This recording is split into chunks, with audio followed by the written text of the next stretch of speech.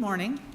My name is Sylvia Rodee, and I want to tell you a little bit about myself. I've been a lifelong Presbyterian till 14 years ago when I came and joined this church.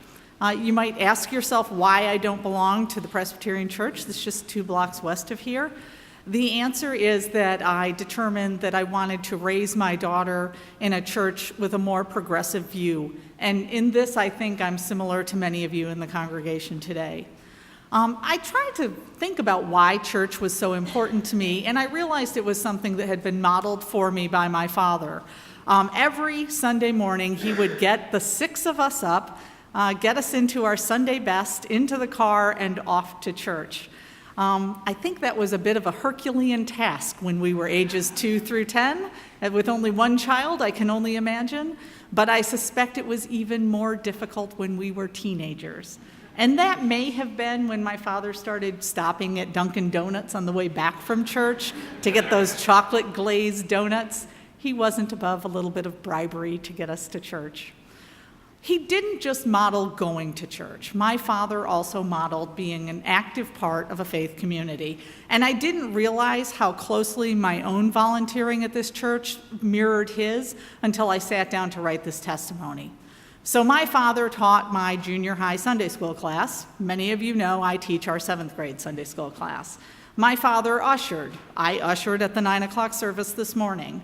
My father was a deacon and an elder in the Presbyterian Church. I have served on the education chair, or as an education chair here at our church. I'm also on our annual fund, and he was part of annual funds and capital campaigns at several of the churches that we belong to.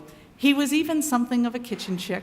He flipped more than a few burgers at picnics and barbecues for the churches over the years, and many of you know my sister and I helped organize the church barbecue that celebrated Lillian's 10th anniversary.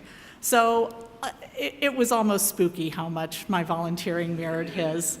You might wonder why I haven't talked about my mother in all of this, and the reason for that is that my mother suffered from mental illness.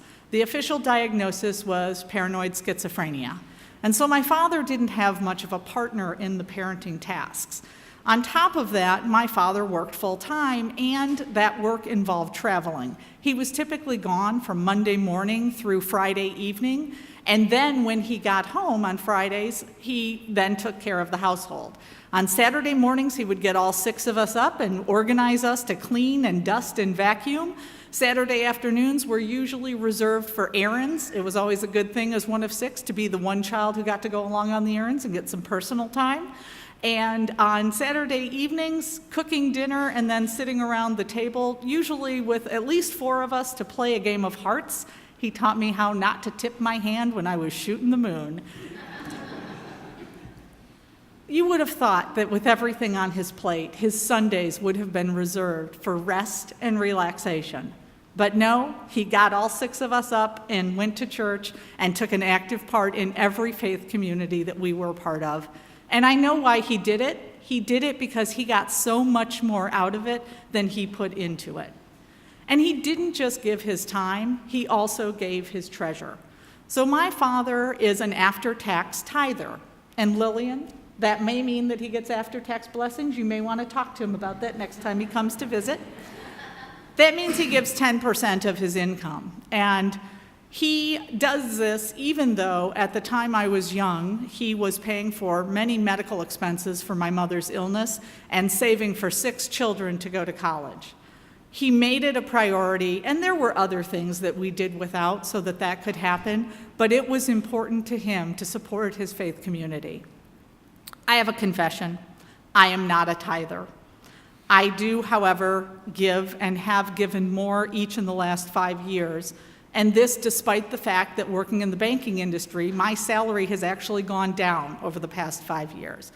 I will give more again this year.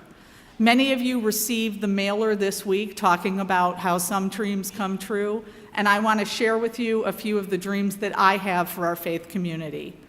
I dream that we can take care of this wonderful building that we worship in every Sunday, and that we can continue opening its doors not just to PADS and the counseling missions, but other missions that help those in need, including those who are mentally ill. I dream that our wonderful Christian education program can be expanded and the Our Whole Lives Christian Sexuality program can be expanded for our elementary and, more importantly, for our college-age students. I dream that we can get the progressive voice of Christianity that we represent out in the world in a broader way and do that through college-age mission trips. I dream that we can continue supporting our wonderful staff and even expand our worshiping to potentially happen on Saturday evenings. I invite you all to share your dreams with members of the annual fund who will be wearing blue buttons over the next few weeks. And I invite you also to prayerfully consider whether you can give more of both your time and your treasure so that we can all make these dreams come true. Amen.